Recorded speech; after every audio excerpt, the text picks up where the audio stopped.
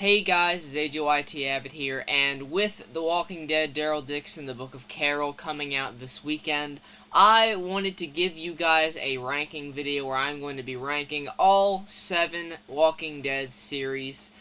This is ranging from all the way at the start, The Walking Dead, all the way until the most recent series, The Walking Dead, The Ones Who Live.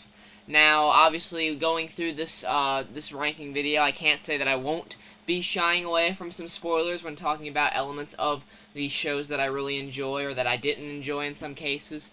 So, if you guys aren't caught up to date with the current Walking Dead franchise, the current, run of TV shows that they have going right now, Dead City, Daryl Dixon, and The Ones Who Live, please make sure not to get yourself spoiled for this video. And then we'll come back after you guys have seen those shows, hear my thoughts on them, and let's get into it here. Now, I am going to kick off our list here. We have our categories. Obviously, at the bottom, we have not up to Rick Grimes standards. The one above that is Walker Grown, which is pretty much just meh. Just meh. Then we have It's Really Great, Damn Near Perfect, and finally, We Are the Walking Dead. That we are the Walking Dead. Starting off with Tales of the Walking Dead. Now, I have this at the bottom. That doesn't necessarily mean that there are not things that I enjoy about this show. I like that it's an anthology series with each episode following a different survivor. I also like that not only do they tell new stories, they fill in some gaps for some other ones like Alpha. The episode with Alpha and Lydia was really entertaining. They give her an episode where they meet the Whisperers, and I found that really to be entertaining. There's also a Groundhog Day episode that I found to be really fun with Parker Posey and Jillian Bell. They play a boss and a receptionist that really dislike each other, but ultimately are forced to work together to try and escape this time loop that they're trapped in. Some of that stuff is pretty silly, but hey, this isn't supposed to be like The Walking Dead show. It's exploring new genres, and I can appreciate that. The problem with the show is that a lot of the other episodes aren't that memorable. I mean, you have some interesting and talented people. You have some great talent like Olivia Munn, Terry Crews, Jesse T. Usher. But you need substance. And unfortunately, this show doesn't have a lot of that. It doesn't have, me itching to rewatch it or anything like that. So it's one that I don't really look back on as like, yeah, I want to rewatch that sometime. I'm just kind of like, oh, yeah. I enjoyed some of that, but it wasn't that great. Now, moving on, we are going to go with The Walking Dead World Beyond. And I gave this show a really hard time in its first season.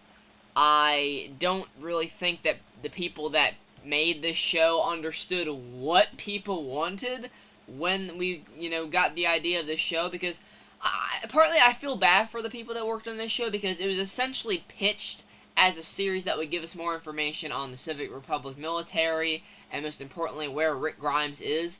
Because at the time, it had been 2 years since Rick left The Walking Dead. There was rumors of a movie starring him and Michonne. So literally everyone watching this show was like asking when the hell we'd get information on Rick. Unfortunately, that was not the whole focus of the show. We focus on this group of kids that have been sheltered pretty much their whole lives, so naturally for the first few episodes, they're hardly able to kill any walkers. The first season is truthfully one of the most frustrating things in the Walking Dead franchise. I just had a lot of frustrating moments watching these characters just moan and groan and fumble around and not know what to do. There's a few great sequences in there. There's one or two characters that I really did grow attached to by the end of the show, like Jennifer Malik, aka Huck. There was Elton, Silas, Hope. Characters that I did really enjoy by the end. But that first season really drags this one down. Now, season 2, it picked things up a little bit. There were some interesting plot, threads going on in there. One or two great twists, some nice character dynamics. We get Jadis back in here. And it was always nice to have Pollyanna McIntosh back in the role, same as when she was back in The Ones Who Live. But it's a really stylistically different show from any of the other ones that we've seen up until this point. It's not bad. It's just kind of under-delivered on what people wanted answers for, and what it did for us didn't really entertain us. It didn't interest us. But yeah, like I said, Season 2 is an upgrade. It ended on a high note, I'll give it that, but Season 1 is the one that mainly drags us down. Moving on from that, we have The Walking Dead Dead City. It's going in the really great tier. So, I was really excited for this. Just to let you guys know, there was a huge gap in between this and the show, the previous two that we talked about, you know? The rest of these shows are ones that I legitimately love. It's hard to rank some of these. So, this is a series that follows Maggie and Negan in Manhattan, trying to rescue Maggie's son Herschel. And as a huge fan of the dynamic between these characters, and specifically the dynamic between Jeffrey Dean Morgan and Lauren Cohan, they just play it off so well. I fell in love with the concept for this immediately. It's really awesome seeing the rundown apocalyptic city. I love the grittiness of this show in general. It's very nasty and just very grimy. I am one of those fans that really love it when characters that shouldn't work together are forced to work together, and seeing Maggie and Negan having to work as a team on this made me really giddy with excitement. Now, there's multiple scenes with funny banter between them, but there's also an equal amount of tense scenes where you might think these two are about to like duke it out right now, and they eventually do in the finale, and it was very intense. I was on the edge of my seat all the time with these two. I really am digging the characters as well of Armstrong and the Croat. I'm interested to see where they go with them in the second season. And maybe we'll even get some more wild moments like the Rat King Walker. That was really awesome. So it would make me love this show even more. I can't wait to see what they do with Season 2.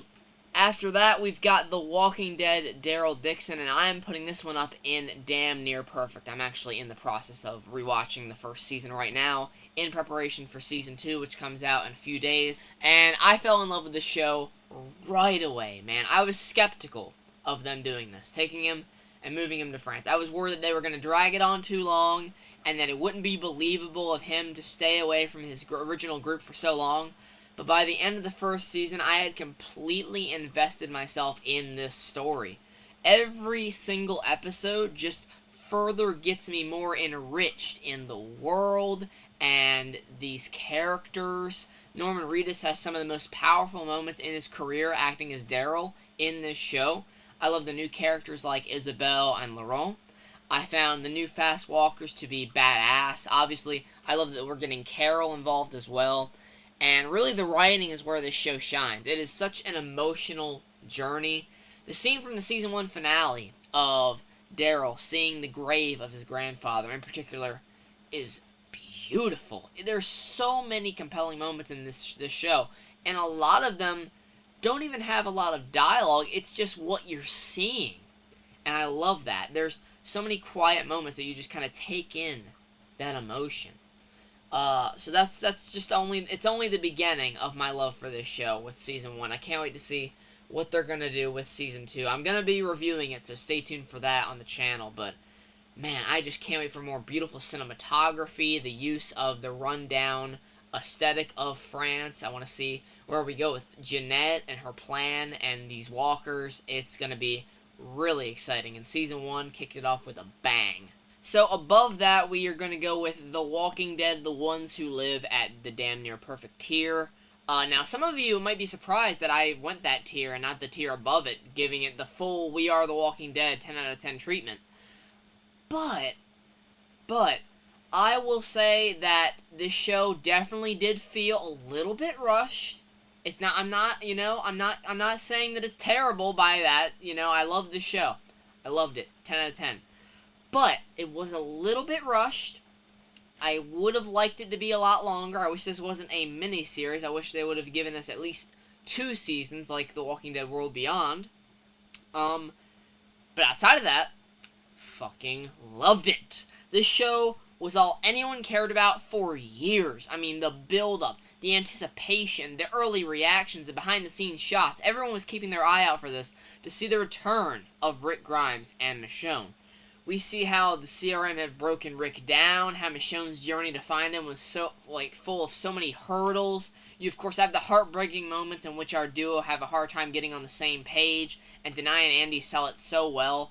Rick was with these people at the Pacific Republic military longer than he was with Michonne and the others. So seeing Michonne having to break Rick out of that mindset that the CRM got him into, out of their control, it's really compelling stuff. Heck, they catch your intrigue right off the bat with Rick losing his hand. I mean, this show is just filled with surprises. There's shocking twists, awesome performances, whether referring to our two leads, Pollyanna McIntosh as Jadis, Terry O'Quinn as Beale, Matthew Jeffers as Nat, or Leslie Ann Brandt as Thorne. All of them did a bang-up job. It all culminates into a really happy conclusion. Though it may feel a tad bit rushed, like I said, I was still sitting back with the biggest grin on my face, and this is a chapter of The Walking Dead that I will never, ever forget. Then we have Fear the Walking Dead. Not so fast, Fear the Walking Dead. You're going in the damn near perfect tier. Now, some of that might shock you. It might shock you that I'm going to put that above The Ones Who Live and Daryl Dixon and even Dead City. But look, alright, I'm not going to sugarcoat it. I have been hard on this show in the past. I'm not going to lie. Especially when it comes to the final 2 seasons. But the journey there was one that was worth remembering, okay? I watch these shows, and I'm always interested to watch characters grow into a more savage or more survivalistic version of themselves, and Fear gives you just that. You watch this family go from living their everyday lives to them suddenly having to deal with this apocalyptic threat. They're forced to lie, they're forced to steal, they're forced to betray others and kill and do whatever it takes to survive, and it's just really compelling to me. It helps that you've got such a talented cast as well. You have Coleman Domingo, Kim Dickens, Alicia Dedman Carey, Jenna Elfman, Garrett Dillahunt, Lenny James, of course, reprising his role as Morgan, as well as Austin Emilio as Dwight. There's a lot of talent on display, but in terms of the writing department, not so much. A lot of it does really, really fall flat when it comes to that. But, I've been very vocal in the past that Season 7 and 8 were not well liked by me. I had a lot of problems with the writing, but when it came down to the characters, that's what kept me going. You know, seeing where Morgan's going to go next, seeing where Madison is going to go next to try and protect her family. What is Alicia going to do? What is Strand going to do? Is he going to be good? Is he going to be bad? Is he going to be both at the same time in the same season? You never know with that guy. And that's what kept me going with this show. Obviously, I was struggling with the writing being fucking just mind-bogglingly stupid at times with the decisions that it makes for some characters. But I was always drawn back in by these characters that I love. I got attached to them. I wanted to see, you know, where they were going to go. I always loved the Clark family. I loved Travis, Daniel, Luciana. There's so many characters in this that I love. And, yeah, it was a pain in the ass having to deal with the writing being the quality that it was. But we met some good characters along the way, and that was what made all the difference for me. So, take that for what you will. But, of course, undoubtedly, at number 1, We Are the Walking Dead. The Walking Dead. I'm going to try not to take the next hour of the video to explain why I love this show so much, because, I mean, how could you not? The world that we're set in here. We open the show with Rick Grimes, this guy that has lost all hope, pretty much. He wakes up to a world filled with rotting corpses walking around. You know, people are pulling guns on him. Things are happening that don't make sense. His family is gone. He's just a man trying to find his family. And over the course of this show, you see him find that family. You see him find even more family through group members. Glenn, Herschel, Maggie. I mean, so many. Michonne, of course. Daryl, Carol. I mean, there's so many names to name here. And you see him lose that family. You see him lose the family that he started to search for in the beginning. Lori and Carl are dead. But in Season 3, you have the birth of Judith. And that gives Rick some new rejuvenation. Some new a new reason to keep living, to keep building for the future, to keep his family going. It's just compelling stuff. And even when Rick leaves the show, you still have Michonne, Daryl, Maggie. You have characters like Negan coming in. You have great villain characters like the Governor, Alpha. Unforgettable moments like Sophia walking out of the barn, Terminus, the Governor destroying the prison, Merle. I mean, there's so many iconic performances, actors, actresses. Just too much iconic things to sum up into one explanation of why this show is on top of this tier list. So, I'm going to leave it there, guys. Thanks so much for watching this tier list. I'm going to do more of these in the future if you guys like them. Let me know what you're excited to see in the future of The Walking Dead. There is a panel happening at New York Comic Con later this year.